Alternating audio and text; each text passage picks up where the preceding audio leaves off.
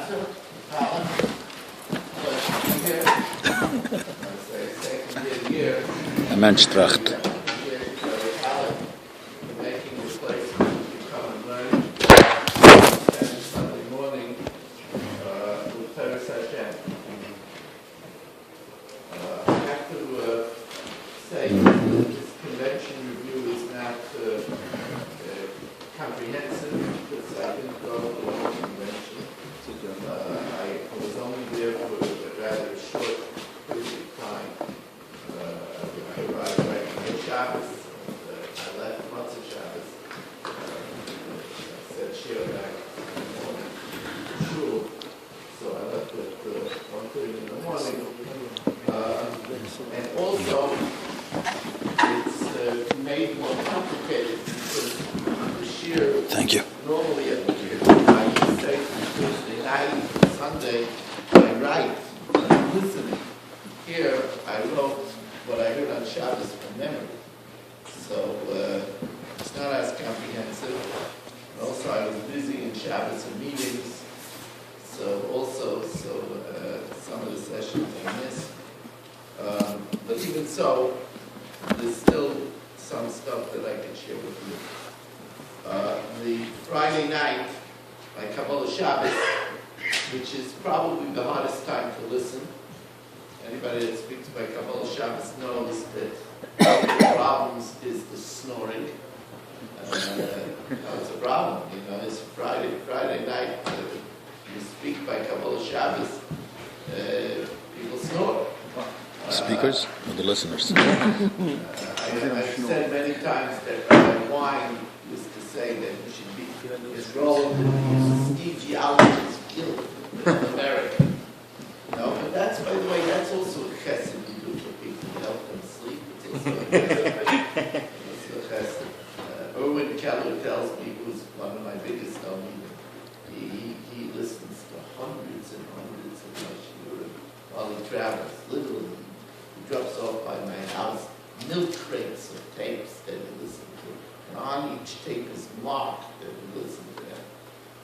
But he tells me that I save his save because he comes in Friday night to daven by me, and when I give my drasha between Mincha and Ma'ariv, he sleeps. And he says because of that sleep, he has a good save. So it's also a chesed, But anyway, Rav Belsky, I can't begin to tell you the service I had when Rav Belsky got up to speak. Rav Belsky had a perforated esophagus. He had a heart problem. He was lying in ICU, and the Welt thought that what's going to be. And since then, he went to Russia. Right before the convention, he went to Russia because Rabbi Solomon was supposed to go. And Rabbi Solomon was well. Should have a push language, so Rebelsky went to Russia instead of him. Rebelsky then came and spoke. He actually opened up Shabbos. And he got up and he said that everybody's going to speak about the parasha, so he chose not to speak about the parasha. Instead, he chose to speak about something from Friday night down. And he said, it says, Kel Hashem ba'odav, Kel Hashem al hamayim, Kel Hashem shever arozim. He said, what's all this Kel Hashem? The voice of Hashem. What do we mean, the voice of Hashem? So he says, the Rebbeinu Shalom is always talking to us. But we got to hear the message. He says, Amol, sometimes it's Kel Hashem b'hodah. It's Kel Hashem with a beauty. He says, what's an example of Kel Hashem b'hodah? He says, when we came up Aliyah L'Regel, and they opened up the curtains, and they brought out the shulchan, and we saw steam rising from the bread. That's the way they learned. How do we see it was hot? We saw steam rising from the bread that was left there for a whole week out in the open. He says, we saw Kel Hashem. He says, that's Kel Hashem b'hodah. That's Kel Hashem in beauty, majesty. So sometimes it's not that. says sometimes it's Kel Hashem al Amoyim. He said that's Hurricane Sandy. That was Kel Hashem al Amoyim. The water surge came and rushed, and in one shot destroyed. He says that's Kel Hashem al Amoyim. He says he surveyed some of the damage, and he saw the horrific damage of trees that were inside people's houses.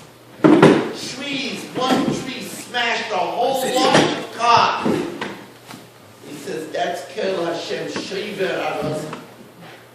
He says that's the voice of Hashem that we see that Shever Arazim, it broke mighty cedar trees. He says that's the voice of Hashem. He says, but you have to hear the voice. He said that, it's interesting. I'm not sure if I was the one that prompted this remark. I wrote an article that was very well spread around. It was on Matzav.com. It was a lead story on Matzav.com. It was in the Jewish press. But I wrote an article about the Hurricane Sandy. It says, Gvul Samta Bali Yavoirun Bali Yeshuvun L'chasais Tzarets. It says that Rabbi Shal made the sand, the beach, a gvul, a border. And that border protects the water from ever coming. And Hashem removed that border. I said that one of the reasons perhaps is because we've removed our boundaries. But the boundaries, the normal boundaries are not there anymore. So he said that the Dor HaMabul is described as a time that they wrote ksubas bein anoshim. They wrote a ksuba between men. They legalized the marriage of men. So that was the Dor HaMabul. And he says he broke that boundary. So he said that Como heard that there were rabbis that were saying this, and Como got up and he said that I've never heard something so ridiculous. That's what Como said. I never heard something so ridiculous that they're saying that it's because of same-sex marriage that the hurricane happened. Could you believe that there are some rabbis that are saying? He says they don't hear the kill. He says that's the kill that we have to hear the kill. We have to hear the kill Hashem, whether it's Behadar, whether it's, and then he mentioned, and Klal Yisrael is the Sakana. He mentioned the Tzitza B'Peh, which we know that he's one of the people that are battling it. He says, we have to see what's happening around us. That's how we opened up the convention. Later on that night, there was a Sheva Zaken, and Rav Donner spoke by the Sheva Zaken. He started, he says, by Hasidim, there's some people that they cut the liver and they mix it with the eggs and with sugar by the sunnah, right before the sunnah, and they sing a nigun. He looked around the table. It was mostly Hasidim and the Sheva and he says,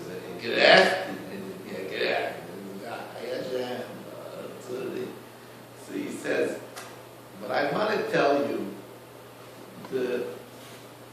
that has to be done with a certain feeling.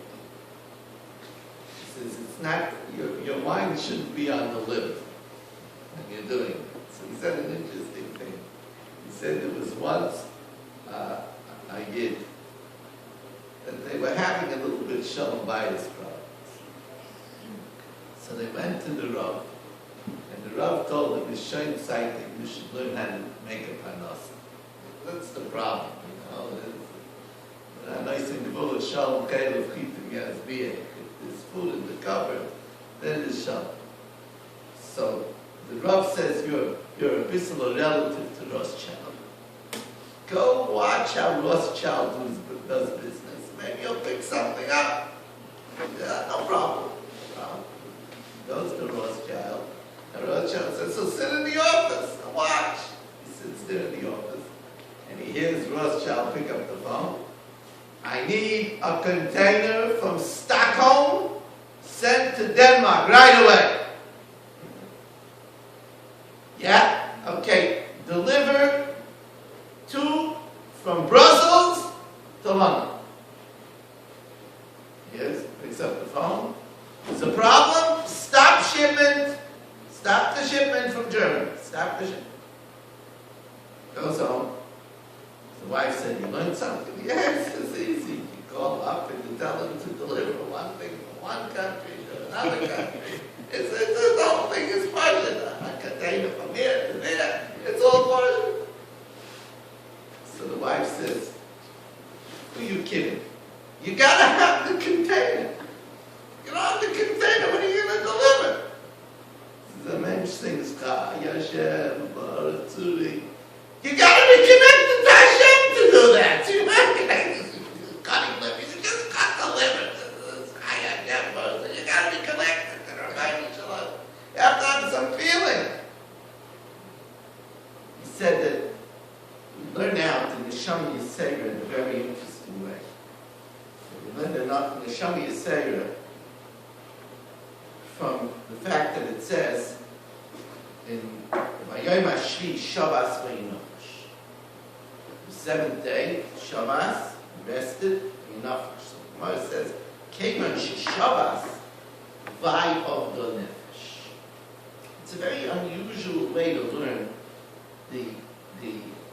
about the Neshama Yisera. Why don't you learn it out that the Rebbe gives us in the Neshama Yisera? What's that? Keman Shabbos, once it's over, Vayovdo Nefesh. Why is that the way the Rebbe Nishlan? It says because people need to know when do people appreciate something when they know it's going to be taken away from them. That you only have it for a short time. So people have to hop around and use the Neshama. People mamish waste the whole Shabbos, sleeping and eating, reading a paper. Kevan Shabbos, Vayom the Nefesh. By the way, I got a very good idea. I never used to really understand the great Rebbes in Eastern Europe were against the press, even the Yiddish press, even the Heimische press. They were against it. I never used to understand why they were so against it. What I see now, we have new Rebbes. It's the magazines. People are learning how to behave from the magazines. It's a beferish ami. It's a beferish mishpach. It's a beferish mishpach. So they put on the cover of Ami that there's a big sheet not to inoculate children. It's on the cover, front cover of the magazine, not to inoculate children. Okay. This, by the way, was a great loss when they closed down the Jewish Observer. Because the Jewish Observer was one magazine that was controlled by Yidden. Magazines aren't controlled by Yidden. They're not controlled by Yidden. There are a lot of stuff in there shouldn't be in there, even in the good magazines. That's why they were on Kagan. They didn't want, you know how many people read magazines? It's one of the biggest now ways to talk to the masses. And anybody that's a good writer could get in and say stuff that's mamish keneged. It's a very scary thing. That's what people do on Shabbos. They sit, they read magazines. So Kevan Shabbos Vayom the Nefesh. Whoa, we're going to lose it. It's going to be lost. We have extra Neshama Yisera. By the way, Mexican neshama, you said, is a big thing. Because life in this world is the battle the neshama against the guf. That's the famous chinuch. The chinuch says that Pasepis, he says, why do we get the mitzvahs? He says he didn't play baseball, but in sports there's such a thing called home team advantage. What's home team advantage? That you get the chance to play in your stadium. Your stadium, you're more used to it, you're more comfortable. The opposing team is at a disadvantage. That's why, by the way, Sancherev, when he attacked, he used to, when he defeated a country, he emptied them out of the country. That's why they're called Kusim. Because when the 10 tribes were sent out of the Shamron, so he relocated the Kusim from Eretz Kusa over there. Right? Because he didn't want anybody to have a home team advantage. So that's the thing. The home team knows where the caves are, where the hiding places are. The Sanchev didn't want that to happen. So as soon as he defeated the country, he moved them out. So the chinuch says that there's a battle, royal, in life between the guf and the neshama. The guf, Menachaimer, wants all kinds of gashmias nekazak. The neshama wants spiritual zayin. But the chinuch says the guf has a home team advantage. You got it? Home team advantage. So the chinuch says that's why the Rebbeinu Shalom, in order to equalize, gave us the Torah mitzvahs. But on Shabbos, the neshama is stronger. That's why we can do big things on Shabbos. That's why, by the way, for the Moshe, the Namaritz, you're allowed to believe that he took off my son Shabbos. He wouldn't lie. Wouldn't lie on Shabbos. There's a bigger koyach to battle the guf on Shabbos. That's why it's so bad to talk in Shul on Shabbos. What's that? Because you should be better than that. You have a Shabbat. You have a Shabbat Sevi. You're stronger. You have a bigger koyach on Shabbos. Then he said like this. He said, when he was talking about tapping around with good things, he says, what's good? So he said, anything that if you fill up a cave and after it's full it spills over and splashes on the ground, that's not good. So he gave a mashal. Is cholent good? He says, first of all, he said, they serve cholent. He said, first of all, cholent is, everybody knows cholent is not healthy. Everybody knows it's not healthy. He says, it can't be real good because after 4 bowls, you don't want it anymore. He says, that's not good. He says, Torah is good. I've always said that's John the Pasuk, Yizbuvi is unruly to them. That Torah, even after you're satisfied, is on. Yizbuvi is unruly to them. Torah is Torah. Ain't Torah the Torah. Shenam ki lekach Torah masati l'chem Torah sgal tazayim. He then said he wanted to speak a little bit about Rabbi Weiss. He was close to Rabbi Weiss. So he said an interesting thing. He started off with a ma'aser for Rabbi Yashiv. Rabbi Yashiv was by a bar mitzvah, where there was by the bar mitzvah an El Tazeda who was 78 years old. So Rabbi Yashiv had a minig. When he went to a bar mitzvah, he only came to hear the bar mitzvah lachas brasha. He came, he said, he came for what most of us don't listen to. But that's when he came. He came to a bar mitzvah, he came to hear the drasha, and then he left. And then he left. They would let him know when the drasha would be, or when he would arrive, the bar mitzvah boy would have to say the drasha. So the bar mitzvah's boy says the drasha. He turns to the El Tazeda, and he says to the El Tazeda, Gedenk stem kasha. You remember that kasha? He said, no. I don't even know if the El Tazeda was listening. But even if he was, he said, no. He says, you asked that kasha by your bar mitzvah. That's what Rabbi Yosef said. You asked that Yasha by your Bar Mitzvah. So then he said like this, he said that he had a chaver who wrote a whole sefer on Hashavas Avei. So he went to Rabbi Yosef for a haskama.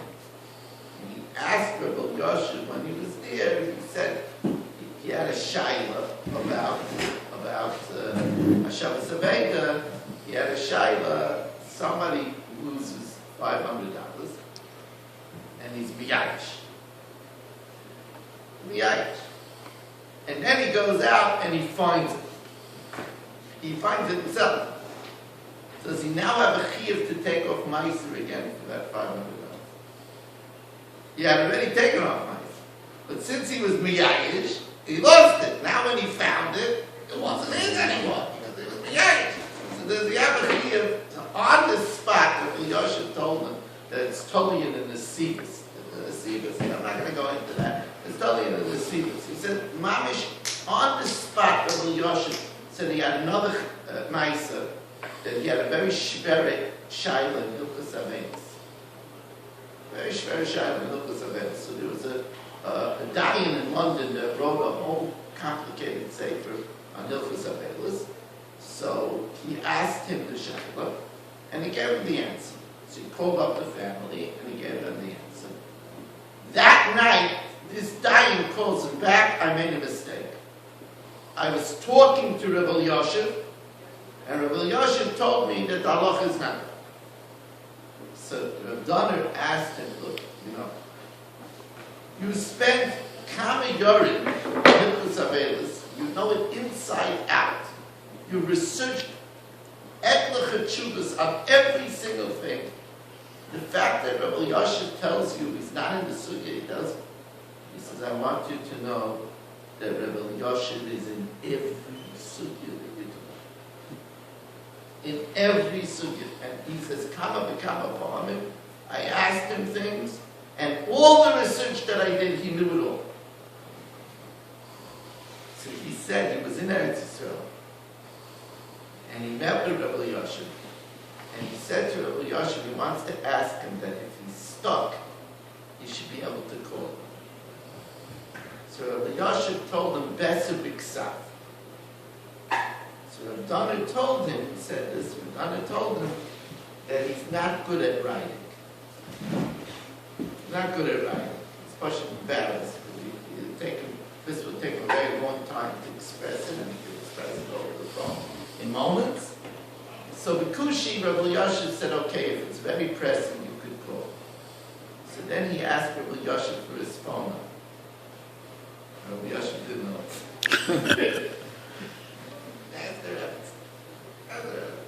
He said, the man remembered a bar mitzvah shtetl of a 78-year-old man, the kasha that he has, but he didn't remember his own phone.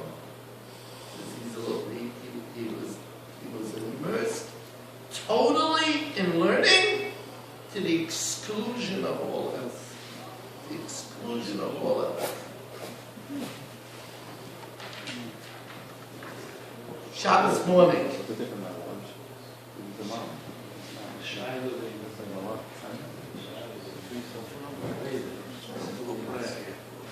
Yeah, that's in the sequence.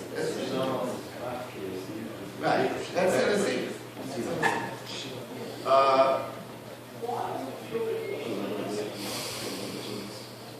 Shabbos morning, Rav Baruch Mordechai Ezrahi spoke.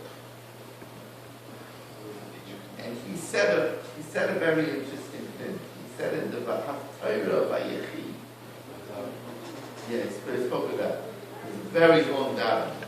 Shabbos morning, it was a very long davening because they had a choir. The first time they had a choir, they had a Chassidish choir.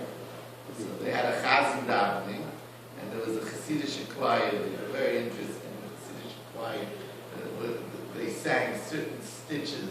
They sang the whole Brit Shemai. It was very, very, very interesting. It was nice. Nice. I know some Balabat know jumping out the window, but anyway, then they sold the Aliyahs. Very interesting.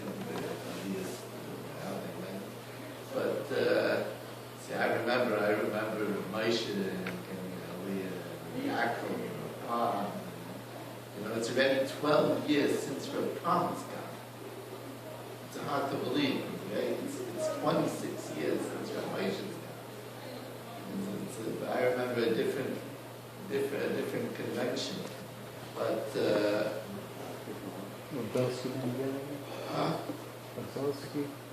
no, I don't think. You see, it depends on the Talmidim. So it's a Baron God, and Schefter God, because when it's great, always gets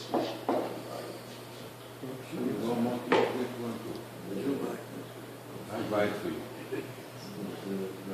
The Neil Alpha from Geragat.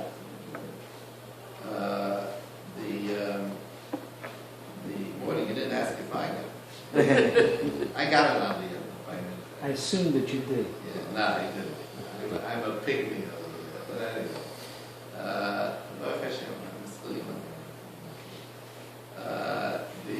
You were formed a breakaway minion. That's what happened. I got an aliyah by middle. I actually spoke by middle. We had a big one. But so anyway, he said in Haftarah Vayechi, it talks about Shimi ben Geir. And David HaMelech, he left instructions to Shlomo HaMelech. He told him he should clean house. He should take care of certain unfinished business. One of the unfinished business was dealing with Shimi ben Geir. Shimi ben Geir had to live long enough that there should be a Mordechai in the nest. Right. But David HaMelech told him to take care of a few things. And one of those things, as I said, was Shimi ben Geira. Shimi ben Geira, Shlomo HaMelech told him that he should never leave Yerushalayim. He was under house arrest to be in Yerushalayim. And this certain avodim of Shimi ben Geira ran away. So Shimi ben Geira left Yerushalayim to retrieve the avodim. So Melech accused him. He wasn't supposed to leave Yerushalayim. So he says that B'nei avodim I left. So he said that's not an excuse. Ki ben mover chata. You broke the law. You were married to Malchus. And actually, Shimi ben Geira was executed. So Rabbi Zrachi said that the lesson of Shimi ben Geira is that there are certain people who are bad. He coined the phrase. He called them Bamed Dvarim Amurim Yid. That's what he said.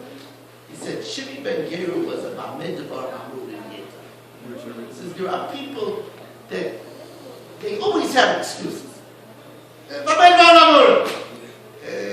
call them. No, don't look at one. I never heard, I said I was sitting next to Rabbi Frankel on the day, he said that I never heard of such an expression. So he told me there's no such expression. Rabbi Zraki is a Frankel. He coined the expression. What he says that you come across why aren't you involved in this? It's not for me. I don't have the time. If you have the time, if you have the means, if you're of this certain age, he says that we have to try that we should be consistent in our Yiddishkeit and our obligations. That we shouldn't be Bamed V'Amamurim. That was his message. By Shalashudis, I'm sorry, I told the Levi that I couldn't make a share. I would like to be able to report to you. Maybe sometime the Levi will say the share over himself. But by Shalashudis, I went to the English Shalashudis. There was a Yiddish Shalashudis and an English Shalashudis. I went to the English Shalashudis. I really was torn because I actually wanted to hear by the Yiddish Shalashudis also, but I have shaykhs with Rabbi Pfeiffer from there, good at baseball. So I went to the Shalshulas, the English Shalshulas. So Moshe Brown spoke first. He asked an interesting question. He says that we know that we're mushpa b'aymin ma'asina. So he said, so what does it mean to be mushpa b'aymin ma'asina? What do you mean ma'asina? You tell a person, you took an oath by Asina, I took an oath by Asina. Because we came to Asina is to see the mushpa. Not mushpa b'aymin ma'asina. What does that mean? He says, the Ramban says that it's a chiyuv on every parent to teach his children that they're mushpa b'aymin ma'asina. That's the part of the Messiah. Part of the Messiah is we raise our children and we have to teach them that we're under oath at our sin. That way, that unbroken chain of connection, that we're mushba ha'aymin ma'asina. But he says, the Shalach Kodesh says something else. Shalach Kodesh says, just Shalach. He contemporized the Shalach a little bit. He says, a person takes an oath, a shmua, that he won't eat, he's on a diet, so he won't eat pizza for 30 days. A week later, he comes up with an iPhone. I'm not the same person that made the oath. A person sheds cells constantly. He says, the mensch that made the oath not to eat the pizza was a different mensch. I shed the cells, hundreds of thousands of cells I shed. Ich bin an neuer Mensch. I'm not the mensch that made the oath not to eat pizza. I'm a different person. He says, obviously that's not an argument. There's no such a heter in the Sefer Nedarim that you bist an anderer Mensch. You get up, Kadoshim L'Bekorim, so Kadoshim L'Bekorim, you do it in the morning, you're a new person, it's not the Shmuel doesn't apply, there's no such a smart. Oh, it's an interesting kasha. Elamai, what is it? It's the Zelva Nefesh. Even if it's an anderer group, but it's the Zelva Nefesh. He says that there's a Nefesh Yisrael, the same 603,550 people that were at Har Sinai. That's the Nefesh Yisrael. The Nefesh Yisrael took an oath, and that's the Nefesh that we are. We are the Nefesh Yisrael. And we have to keep that oath. In the same way we kept, it's a different body, it's a different body. You're right, 30 days later it's a different body too. It's all different makeup. But it's the Nefesh Yisraelis. That Nefesh Yisraelis is mushba b'aymin ma'asina.